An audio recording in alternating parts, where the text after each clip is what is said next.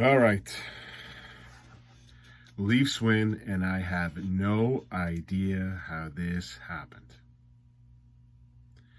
I don't have a clue how the Leafs walk out of this with 2 points. Not a goddamn clue. I would say this is the worst game, definitely this year, that all four of the $11 million prima donnas have played. And man, oh man, that was awful.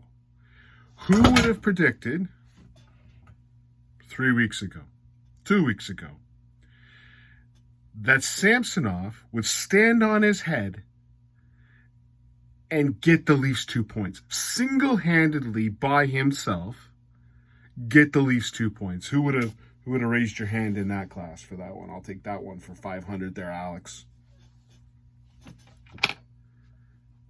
This win is on Samsonov. He got those 2 points. They hand out the belt. Keep it, Sammy. Who are you going to give it to? I'm looking at the stats in this game. There's a couple other things that I'm wondering about, and the statisticians are one that I'm a little concerned about. They're saying the Leafs only gave up the puck 17 times, 17 giveaways to 5 for Winnipeg. 17? The defense in the first period couldn't get the puck out of their end because they gave it away to the Winnipeg Jets. Marner by himself, Brian Boitano, had 20. I have a video. Unfortunately, I don't know if I can show it on YouTube, so I'm not going to. At the end of the day, I got to go to downtown tomorrow, which means I got to get up a little bit early, so I'm not going to try to edit no goddamn video. Maybe I can get some producer to do that for me afterwards, if anyone's interested in doing that nonsense. He was behind the Leaf net in the third period and threw it to the defenseman, right defense. He just threw it right up the middle to him. And then he went, oh, bad play. Oh, bad play. Now, I have another question. So the statistician in the NHL is an idiot, because that should have been 75 giveaways for the Leafs. 75. By the way, they won. And look how upset I am. Why do I like this team? I don't know. So 17 giveaways. There's another thing. I'm not sure. With Nylander and Marner and Matthews, was there like a Justin Bieber listening party last night or something like that? There must have been something. Maybe there was a huge sale at Sephora.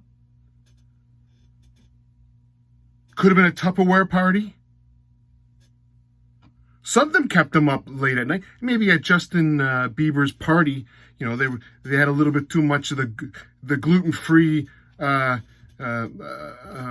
d'oeuvres. Maybe a little caviar, a little extra caviar in there. Little hors d'oeuvres with all the money they make.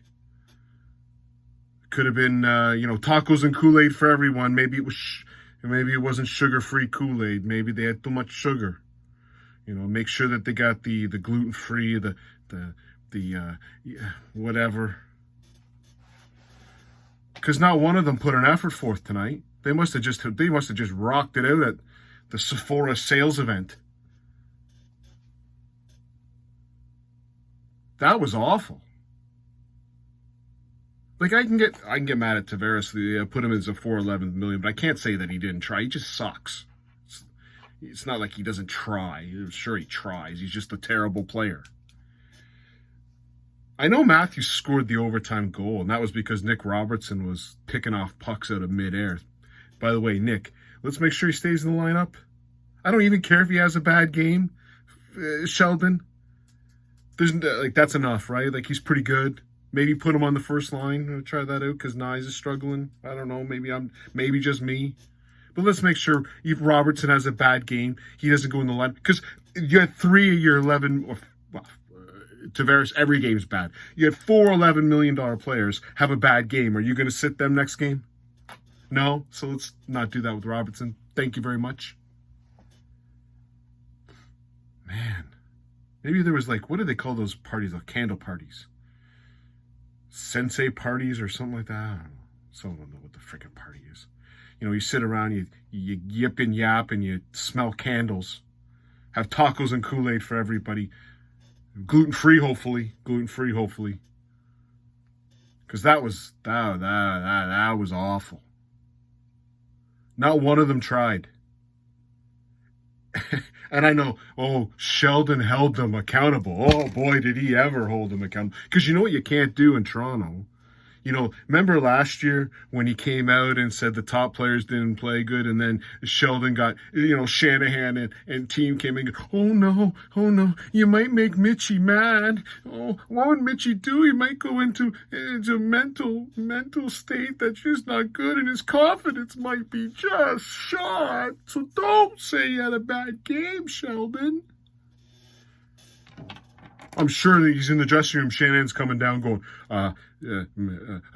Sheldon, why did you bench my best? Why did you bench the best players on the power play? And Sheldon's going to go, because they sucked. And Brendan Shannon goes, I don't care. We got to worry about their feelings, because heaven forbid we make them upset or hold them accountable for anything. That would be seriously bad. Again, they won 2 points. Look at me. They got 2 points, and their 3 best players didn't even try. Like, not one of them put an effort for us. Not one. Now, Nylander, we're going on 8 straight since the contract, so we can call that a trend. That ain't going to stop. Many a times that guy could have gone to the net, and he didn't. He skates around, loops around, and Mitchie Marner trying to throw the beautiful passes in his own zone, handing the puck over. I'm going to go between 3 players and make a perfect pass. So they have a power play where they all stay on too late. They do a line change while the friggin' Winnipeg Jets are on a 2-1-0, probably the longest 2-0 in NHL history. And Sammy made 4 saves on the big friggin' 2-1-0. And you can see Sheldon's pissed. And everyone, any coach would be pissed at that. But most coaches would say that's enough. And actually be able to hold the players accountable. Unfortunately, management won't let that happen because Mitchie will get pretty upset. He doesn't care. He thinks he's playing awesome hockey. He doesn't care what we think. You know, just talk to him. He just doesn't care. But if the coach says something, oh no. He's a friggin' grade 8 spoiled brat is what he is. Now, I've never heard Matthews complain. Matthews comes out and says anything. Matthews just doesn't say anything. But again, probably had too many tacos last night. You know what I mean? Wow. How did they get 2 points? Samsonov, thank you. I know a lot of people shot you down. I remember the video where I was like, hey, that was a horrible game. I didn't blame you for the game, the 6-5 game. Well, every other commentator, the Leafs, did. Everything I listened to on YouTube was, throw in a save. Have a save. We need a save. I heard that about Martin Jones from some, you know what, moron. Oh, that's a save? A save? Here's the top one. A defense that doesn't hand the puck over like it's a hot potato. I'm going to say this, and I can't even believe I'm saying this, because Jake McCabe had one of the worst pinches in the third period, and that led to a 2-on-1 where Samsonov came in. I can't believe this. Jake McCabe was the best defenseman on the ice tonight. He only had like 7 giveaways. Like Morgan Riley gave the puck away twice in like 5 seconds. That led to a great chance. And by the way, Jake, I know you scored a couple games in a row. Bobby Orr stuff that you did in the third period. Third period, 7 minutes left. Don't do that shit. Please. Play defense. And by the way, who threw the potato in the middle? Nylander. Was he held accountable? No. When they got caught on the 2-on-1. A potato with your defenseman going in. Oh, Moses. I don't know. If you're Sheldon, what do you say after this game? The team played horrible. Samsonov, the guy you put on waivers 3 weeks ago, just out-goalied the other team. Stole the 2 points. They play Winnipeg on Saturday. In Winnipeg this time. If they show up like that again, holy moly. Wow. What can I say? Talk to you Saturday.